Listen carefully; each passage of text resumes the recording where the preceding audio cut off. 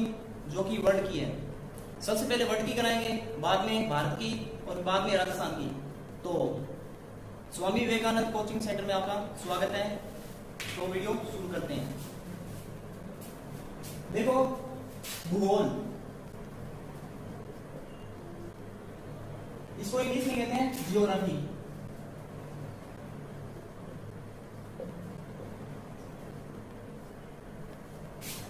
Geography है जो दो शब्दों से मिलकर बना है। इसको पहले का जो है अर्थ है, यानी इसको हिंदी में कहते हैं जियो, प्लस इसके दो अर्थ निकलते हैं, एक को ग्राफोस भी कहते हैं इसको, और एक ग्राफी।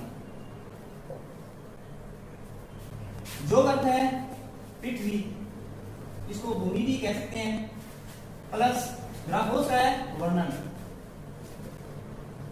या अध्ययन भी कह सकते हैं, यानी पृथ्वी का वर्णन या पृथ्वी का अध्ययन, यानी जियोग्राफी का पूरा अर्थ है। जो पृथ्वी यानी जो भूगोल है हमारे, यानी भूगोल शब्द का, भूगोल शब्द का जो सर्वप्रथम प्रयोग किसने किया था? देखो, भूगोल यानी भूमि, इसकी थोड़ी सी ट्रिक है। देखो, भूमि का वर्तमान में हर एक जो भी भूमि है जिसके पास उसका कुछ ना कुछ मूल्य होता है, उसका रेट होता है। तो ई रेट से शुरू करेंगे, ई रेट। और एक आपने नाम सुना होगा मैक्सनीज,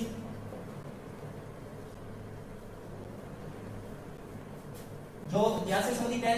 इन्होंने इंडिका नामक पुस्तक की रचना की थी, मौर्य काल का जो वर्णन मिलता है। तो इसमें मे को डालेंगे और स्नीज है ना, इसको यहाँ पर लिख देंगे। तो पीरियड ऑफ स्नीज, और की मात्रा लग जाएगी पीरियड ऑफ स्नीज। इन्होंने सबसे पहले भूगोल शब्द का प्रयोग किया था। अब बात करते हैं इसकी। पीरियड ऑफ स्नीज है, ये कहाँ के निवासी थे? ये थे यूनान के। यूनान है, इसका वर्तमान में नाम है ग्रीक, इसको ग्रीस देश भी कहते हैं। इसकी जो राजधानी है वो है एथेंस। इतिहास में जो यूनान है यानी एथेंस है, इसका भी बहुत महत्व है, क्योंकि बहुत से जो युद्ध हुए थे, जैसे थर्मोपिला का युद्ध, मैराथन का युद्ध, यो यूनान से संबंधित है। तो ये महाद्वीप है, यूरोप में स्थित है।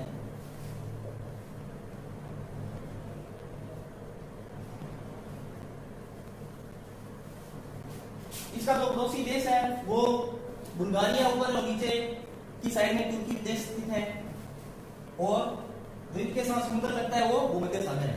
तो बात करते हैं आगे।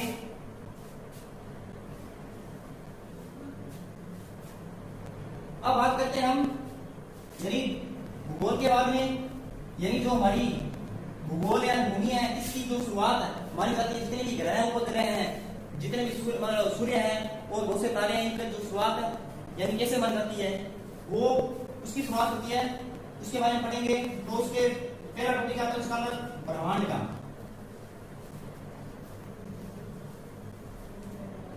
देखो, ब्रह्मांड है, जो ब्रह्मांड है इसकी यानी इसका जो अर्थ पूछे, इसकी परिभाषा पूछे, तो ब्रह्मांड को हम कह सकते हैं कि अस्तित्वमान। अस्तित्वमान का होता है मतलब ठहरा हुआ, एक स्थान पर स्थिर।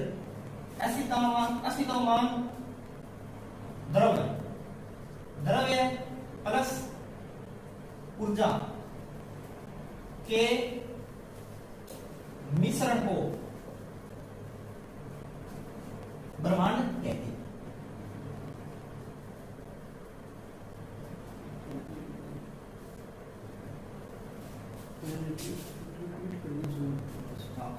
और दूसरा देखो, इसकी एक और परिभाषा भी हम कह सकते हैं कि यानी सूक्ष्म होता है छोटा,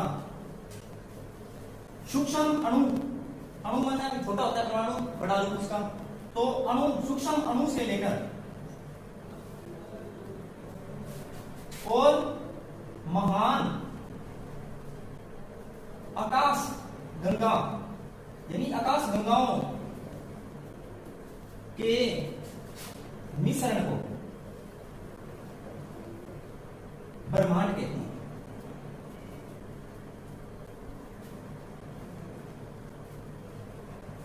तो जान लिया, यानी ब्रह्मांड किसके द्वारा बना है, यानी छोटे छोटे कणों के द्वारा। उसके अंदर क्या सभी कणों के क्या संयुक्त है, ऊर्जा समाई हुई है और वो एक स्थान पर टिके हुए हैं। इस रूप को क्या कहा जाता है, ब्रह्मांड कहा जाता है। और दूसरा एक और परिभाषा है, सूक्ष्म अणु से लेकर, यानी छोटे छोटे अणु से लेकर और बड़ी महान आकाश गंगाओं के मिश्रण को क्या कहा जाता है, ब्रह्मांड कहा जाता है। तो ये मुख्य बातें हैं। और इसके बारे में जानेंगे ब्रह्मांड की उत्पत्ति। देखो, ब्रह्मांड की जो उत्पत्ति हुई है, जो आज से 13 पॉइंट, यानी आज है 13, यानी हम श्रीनगर से है, आज भी 13 कोड है, इसका रेडियो कोड है, और साल क्या होते हैं, 12 होते हैं, ठीक है ना। 13.7 अरब साल या वर्ष पूर्व हुई। पूर्व का अर्थ है पहले।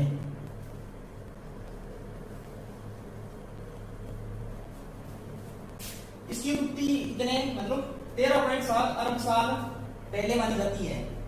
ये अगर वाक्य किसके आधार पर, किसने कहा था, ये कहा था, यानी किस स्थान पर, ये है एक जो घटना हुई थी, महाविस्फोटक नाम दिया जाता है उसको, महाविस्फोटक,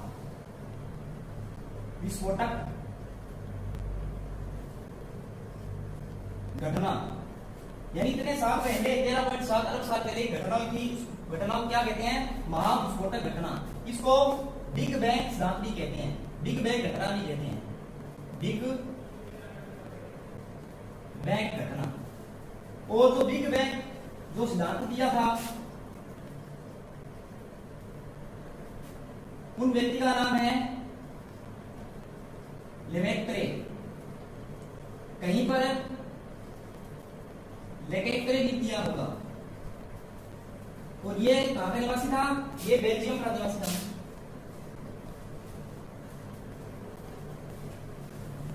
जो कि यूरोप महाद्वीप में स्थित है।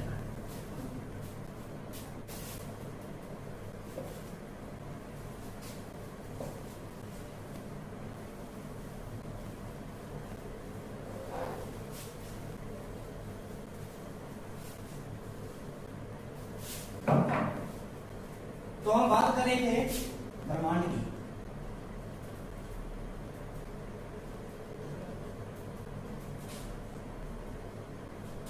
ब्रह्मांड की जो उत्पत्ति का सिद्धांत, यानी बिग बैंग जो सिद्धांत दिया था,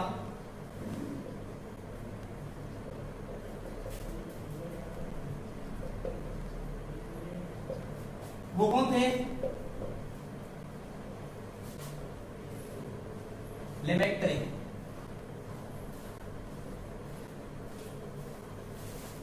इसको लेमेत्रे भी कहते हैं। ये यूरोप महाद्वीप के बेल्जियम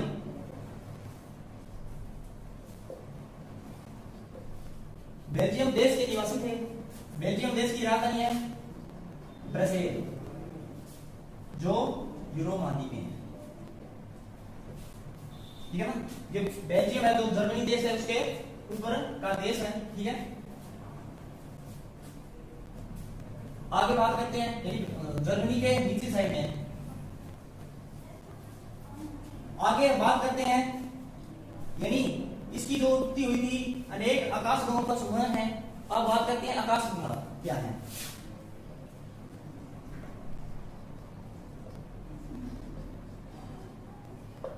देखो, आकाश गंगा की पहले परिभाषा जानते हैं, फिर इसके जो सबसे छोटी आकाश गंगा है और सबसे जो बड़ी आकाश गंगा है उसके बारे में हम चर्चा करेंगे।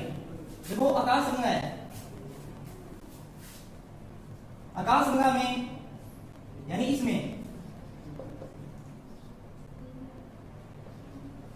ग्रह, उपग्रह, पिंड, धूमकेतु, तारे आदि के मिश्रण को आकाश गंगा कहा जाता है। अब बात करते हैं कि जो आकाश गंगा है, यानी जो आकाश गंगा है, हमारे ब्रह्मांड में कई आकाश गंगा विद्यमान है और उसमें जो सबसे बड़ी है, एक तो सबसे बड़ी आकाश गंगा की चर्चा करते हैं और एक चर्चा करेंगे, एक तो सबसे बड़ी आकाश गंगा और एक सबसे छोटी आकाश गंगा, और एक वह आकाश गंगा जिस आकाश गंगा में हमारी पृथ्वी स्थित है। तो सबसे बड़ी और सबसे छोटी देखो, एक तो है एरोमिड,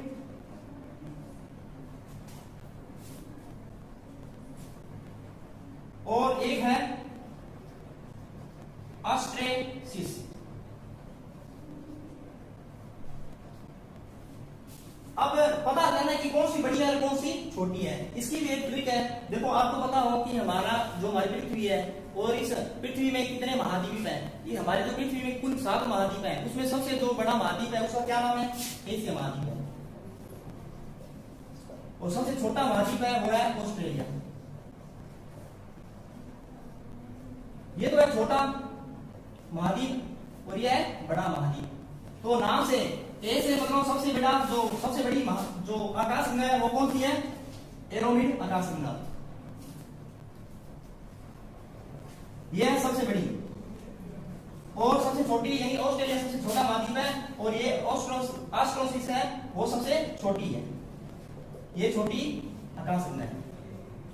अब बात करते हैं जो हमारी जो पृथ्वी जिस आकाश गंगा में स्थित है उस आकाश गंगा का क्या नाम है जिसमें हमारी पृथ्वी समाई हुई है? उस आकाश गंगा का नाम है मंदाकिनी, जिसे दुग्ध मेखला भी कहते हैं। इसे दुग्ध मेखला, और इसको एक और नाम है एरावत पथ के नाम से जाना जाता है। वह ये एक आकाश गंगा है जिसमें हमारी पृथ्वी समाई हुई है। जो एरोमिड आकाश गंगा है ये हमारे ब्रह्मांड की सबसे बड़ी आकाश गंगा है और जो ऑस्ट्रेसिस है ये सबसे छोटी आकाश गंगा है। तो अब बात करते हैं हमारी आकाश गंगा में स्थित जितने सूर्य और जितने भी ग्रह उपग्रह हैं उनके बारे में हम चर्चा करेंगे। तो ये आपने खा लिया आकाश गंगा किसे कहते हैं? इसमें ग्रह उपग्रह पिंड धूमकेतु तारे तारों के आदि मिश्रण को आकाश गंगा कहा जाता है। तो बिग बैंग सिद्धांत किसने दिया था? लेमेत्रे ने दिया था। इसको लेकेंट्रे भी कहते हैं। ये बेल्जियम से थे जो यूरोप महाद्वीप में देश है। उसकी जो राजधानी है वो ब्रेजिल है। जो ब्रह्मांड के अनेक आकाश गंगों के मिश्रण से बना है। आकाश गंगा किसे कहते हैं ये मैंने आपको बता दिया। और आकाश गंगा है हमारी जो ब्रह्मांड में अनेक प्रकार की आकाश गंगाएं विद्यमान है और इस आकाश गंगा में जो सबसे बड़ी जो आकाश गंगा है वह कौन सी है? एक तो है एरोमिड और एक है एस्ट्रेसिस। इसमें छोटी और बड़ी का पता लगाने के लिए यानी कौन सी बड़ी है कौन सी छोटी है तो उसका हम ट्रिक के द्वारा समझ सकते हैं। देखो एशिया सबसे बड़ा महाद्वीप है और सबसे छोटा महाद्वीप कौन सा है? ऑस्ट्रेलिया है। तो एशिया से यानी ए से शुरू होते हैं एरोमिड। तो एरोमिड का सबसे बड़ी जो आकाश गंगा है और सबसे छोटी जो आकाश गंगा है वो है ऑस्ट्रोसिस यानी ऑस्ट्रेलिया सबसे छोटा महाद्वीप है और इससे एस्ट्रेसिस जो सबसे छोटी आकाश गंगा है।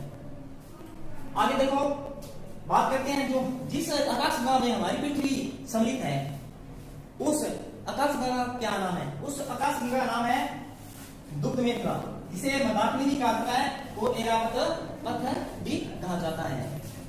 तो इसका आप स्क्रीनशॉट ले लीजिए क्वालिटी ऊपर हाई करके। इसे सौर परिवार के नाम से भी जाना जाता है। अब बात करते हैं सौर मंडल की।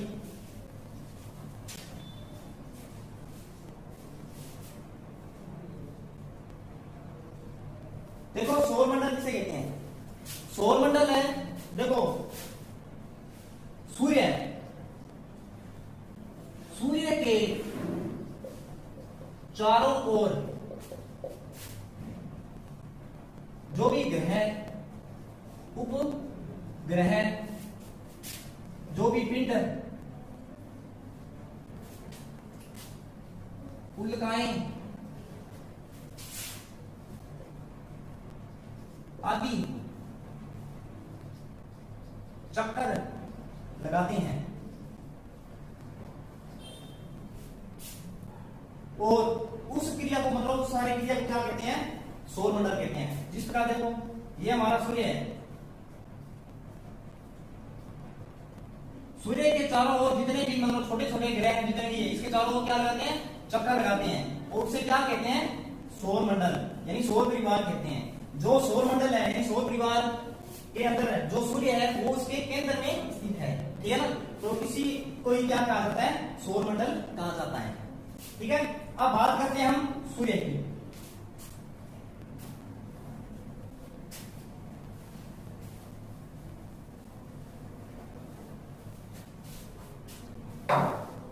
देखो सूर्य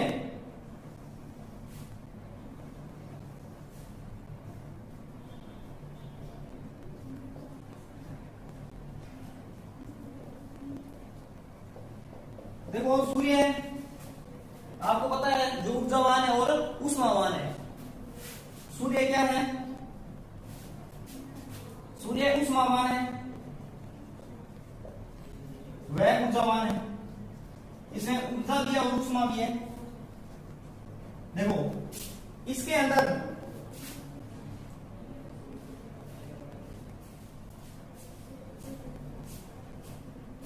71% यानी इसके अंदर 71%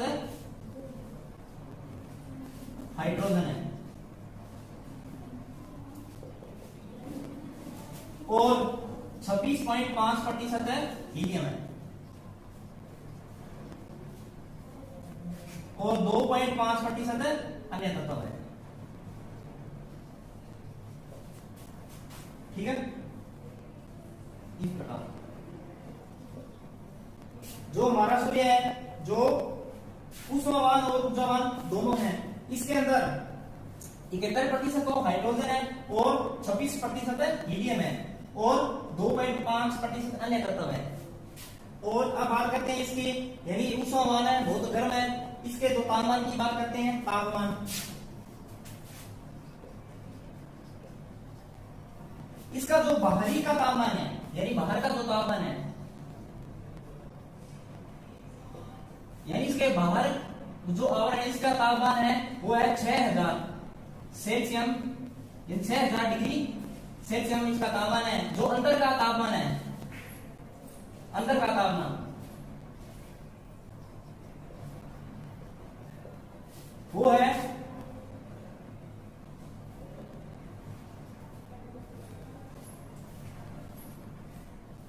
यानी 1.5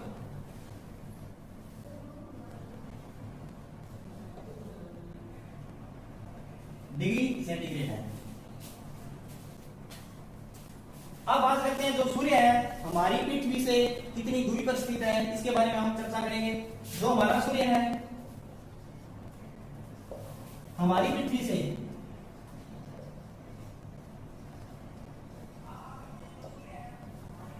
से लगभग 14.9 करोड़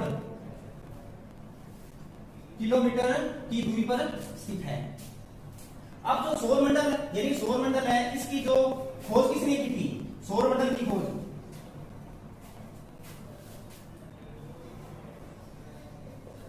सौरमंडल की खोज की थी कोपरनिकस ने।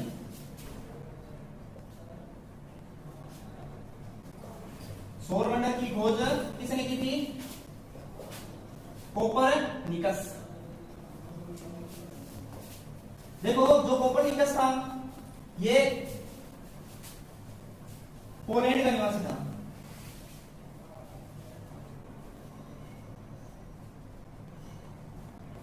देखो पोलैंड देश है, इसकी राजधानी है वार्सा। वार्सा है जो यूरोप महाद्वीप में स्थित है। और कोपरनिकस के अलावा और भी बहुत भूगोलवेत्ता हैं जिन्होंने सौरमंडल के बारे में अध्ययन किया था। उसमें आता है देखो कोपरनिकस है, इसके अंदर से निकालेंगे दूसरा व्यक्ति। देखो कोपर है, इसको के लिख देना है और पै और रे के बीच में लय लगा देना है, पै और रे के बीच में लय लगा देना है। केपलर ने ग्रहों की गति के बारे में वर्णन किया था।